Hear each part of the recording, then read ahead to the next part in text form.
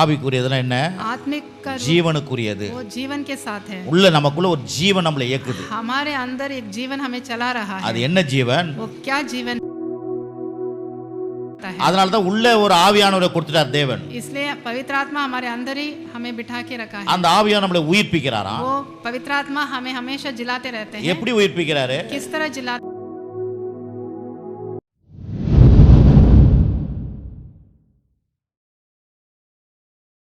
புது உடன்படிக்கையின் புது ஊழியக்காரராய் இருக்கும்படி அவரே எங்களை தகுதி உள்ளவராக்கினார்.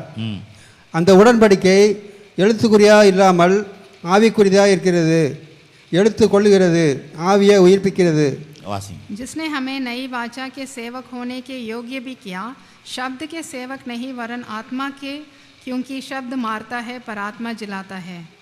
பாருங்க, இங்க சொல்லப்பட்டிருக்குது इसमें बता புது உடன்படிக்கையின் ஊழியக்காரராய் இருக்கும்படி नए वाचा के सेवक बोल के बताया गया. அவரே எங்களை वही हमें தகுதி உள்ளவராக்கினார். हमें योग्य बना रहे हैं. பாயிண்ட்ஸ் பாக்கணும், ரொம்ப கவனிங்க, ஒரு வார்த்தையும் பார்க்கணும். आप बहुत गौर करना है. அவரே தகுதிப்படுத்துறார். वही हमें योग्य बना रहे हैं. அது வந்து என்ன எழுத்துக்குரியதா இல்ல, அது शब्द के रूप में नहीं, ஆவிக்குரியதா இருக்குது.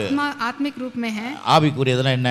आत्मिक का ஜீவனுக்குரியது. वो जीवन के साथ है. உள்ள நமக்குள்ள ஒரு ஜீவன் நம்மளை இயக்குது. हमारे अंदर एक जीवन हमें चला रहा है. அது என்ன ஜீவன்? वो क्या जीवन है? கிறிஸ்துவின் ஜீவன். वो प्रभु का जीवन है. கிறிஸ்துவின் ஆவியானவர். वो पवित्र எல்லாம் आत्मा ஒண்ணுதான். है. सब एक ही அவர் அதுதான் இயக்கி கொண்டிருக்கிறது. वही हमें दिन ब दिन चला रहा है. இன்னைக்கு சும்மா நம்ம விசுவாச வாழ்க்கையை வந்து ஏதோ நம்ம சொந்த ரத்தத்தின் பலத்துல வாழல. हम अपने शक्ति से ये विश्वास का जीवन नहीं जी रहे हैं. கிறிஸ்துவின் ரத்தத்தினால நம்ம வாழ்றோம். हम प्रभु के लहू के वजह से हम जी रहे हैं. அததான் அவரே நம்மளை தகுதிப்படுத்துறார். यही इसी वचन में लिखा है. அது ஆவிக்குரியதா இருக்கிறது. वो आत्मिक रूप में है. அது நம்மை உயிர்ப்பிக்கிறது. वो हमें जिलाता है. உயிர்ப்பிக்கிற அப்பப்ப நம்மளை உயிர்ப்பித்துனே இருக்கிறார் ஆண்டவர். हमेशा एक दिन भी हमें जिलाते रहता है. ஏன் அவர் உயிர்ப்பிக்கிறாரு? क्यों हमें जिलाते हैं? நம்முடைய மாம்சம், இந்த பாவ மாம்சம் வந்து மீட்கப்படாத இருக்கிறதுனால हमारा शरीर अभी तक छुटकारा नहीं पाया இந்த है. மாம்சம் எப்போதுமே வந்து சுத்தி இருக்கிற காரியங்களை தான் நம்பி இருக்கும். ये हमेशा शरीर जो है आजू बाजू में जो होता है उसी पर गौर करते रहता है. அதனால இந்த ஆவிக்குரிய வாழ்க்கை டல் அடிக்கும். इसलिए हमारा आत्मिक जीवन डल हो जाता है. அது வந்து ஆவிக்குரிய வாழ்க்கைக்கு வந்து உள்ள வந்து நம்ம ஆண்டவர் தேடாத அளவுக்கு நம்மளை பண்ணோம் இந்த சரீரம். हमारे आत्मिक जीवन में हम प्रभु को नहीं ढूंढने के जैसा वो शरीर हमको रुकावट पैदा करता है. அதனால தான் உள்ள ஒரு ஆவியானவரை கொடுத்துட்டார் தேவன். इसलिए पवित्र आत्मा हमारे अंदर ही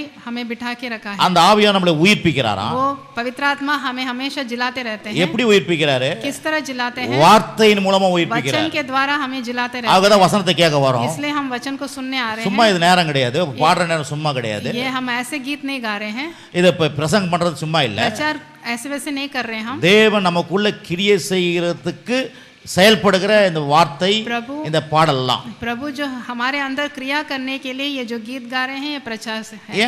இதுதான் வந்து தேவனுடைய அந்த புது உடன்படிக்கையினுடைய சாராம்சம். यही है नई वाचा है. ये இதுதான் வந்து அந்த விதி வழிமுறைகள். यही है इसका विधियां है. ये எப்படி நம்ம தூங்குறோம், जिस तरह हम सोते हैं, சாப்பிடுறோம், खाते हैं, அதெல்லாம் வந்து ஒரு அந்த வழிமுறைகள். ये एक विधि है. ஆவிக்குரிய வாழ்க்கையும் இப்படிதான் வேலை செய்யுது. आत्मिक जीवन में हम ऐसे काम करते हैं. हैं. ஏன் வசனத்தை கேட்கணும்? क्यों वचन को सुनते हैं? ஆவிக்குரிய வாழ்க்கைக்கு நான் வாழ்றதுக்கு வசனத்தை கேட்கணும். आत्मिक जीवन में हम जीने के लिए वचन सुनते हैं. அந்த வசனம் தான் உள்ள இருக்கிற ஆவியானவர் என்ன பண்றாரு? அந்த வசனத்தின் மூலமா நம்மளை வழி நடத்துறாரு. वो वचन के अनुसार पवित्र आत्मा हमारी अगुवाई करते हैं. கிறிஸ்துவோட கூட நம்ம நெருங்க வைக்கிறார். हम यीशु मसीह के साथ हम और निकट होते हैं. ஆகவே இது வந்து என்ன சொல்றது? இது எழுத்துக்குரியது இல்ல, ஆவிக்குரியது. ये शब्द के रूप में नहीं, ये तो आत्मिक रूप में. எழுத்து கொள்ளுகிறது. शब्द तो मारता है. அப்படினா இந்த எழுத்தின்படியே நம்ம முயற்சி எடுத்து வாழ்ந்தோமா நம்மளால வாழ முடியாது. हम शब्द के रूप में अगर हम कोशिश करके जीने से हम नहीं जी पाएंगे. அததான் நியாயப்பிரமாணம்னு சொல்லிட்டு சொல்றாங்க. वही है व्यवस्था.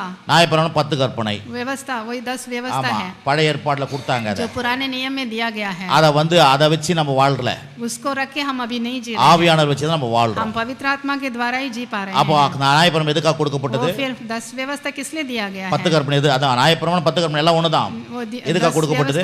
किस लिए दिया गया है? மனுஷன் பாவியின் விதை வெளிப்படுத்துவதற்காக கொடுக்கப்பட்டது. क्योंकि मनुष्य मनुष्य जो है वो पापी है करके उसको बताना है, इसलिए दिया गया है। அது இச்சையாது இருப்பாயான்னு சொன்னா वो उसके ऊपर आप इच्छुक नहीं करना करके அதுதான் நான் பாவின்னு காமிக்குது என்ன. उसके वजह से हम जान सकते हैं कि हम पापी हैं। பொய் சொல்லாத இருப்பாயாக. झूठ नहीं बोलना। அப்ப நான் பொய் சொல்லும் போது நான் தப்பு பண்றேன்னு அதுதான் காமிக்குது. जब हम झूठ बोलते हैं तब हमको पता चलता है कि हम पाप कर रहे हैं। அப்ப 10 கற்பனை என்னது? वो 10 व्यवस्था किस लिए நான் है? பாவின்னு காமிக்குது. हम पापी हैं करके हमको दिखाता है, ஆனா அது என்ன சரி பண்ண முடியாது. लेकिन वो हमें ठीक नहीं कर सकता। கண்ணாடி இப்ப என்ன காட்டும். आईने में तो हम देख सकते हैं, கண்ணாடி என்னை சரி பண்ணாது. आईना हमको ठीक नहीं कर सकता। கண்ணாடி வந்து காட்ட தான் ஒழிய அதால சரி பண்ண सिर्फ हमको முடியாது. दिखा सकता है, वो हमें ठीक नहीं कर सकता। அதே போல 10 கற்பனை என்ன காட்டும் நான் इसी யாருன்னு. तरह 10 व्यवस्था हम कैसे हैं करके हमको दिखाता அது है, என்ன சரிப்படுத்த முடியாது. लेकिन वो हमें ठीक नहीं कर ஆனா सकता। இயேசு ஆவியானவர் தான் என்ன लेकिन சரிப்படுத்துறாங்க. यीशु मसीह पवित्र आत्मा हमें ठीक कर सकते हैं। எப்படி சரிப்படுத்துறாங்க? कैसे ठीक करते हैं? வார்த்தையின் அடிப்படையில் वचन के சரிப்படுத்துறாங்க. द्वारा हमें ठीक करते हैं, என்னை ஏக்குறாங்க. हमें चलाते हैं। ஆமென். आमेन। எத்தனை பேர் அதை கேக்குறீங்க? कितने लोग इस